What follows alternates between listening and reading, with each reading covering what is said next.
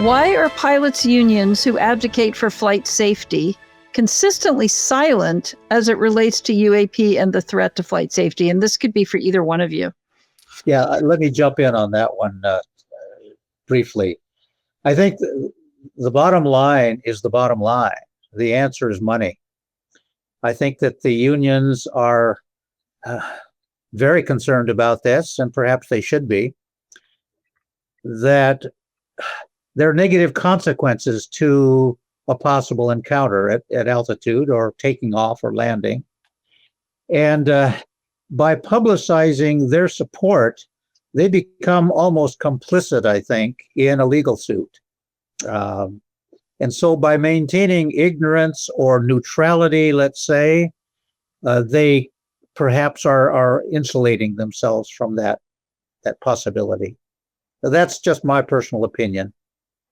I'll give a slightly different perspective. I think a lot of the effort in organizations related to this have been bottoms up, where it's been people that have been interested and passionate and have tried to affect change within their organization. That's been my experience. And I think some of those people, well, they all recognize the importance of this topic, at least those that are, volunteering themselves for this.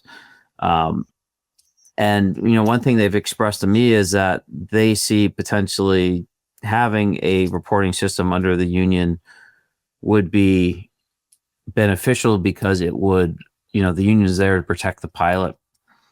And so by having a reporting system under the union's banner, it would, protect the pilot. And a way of thinking about that from a managerial perspective is that, the union is then accepting the risk for that, right? Because they're now collecting aviation safety relevant data with no way to integrate that into the existing system.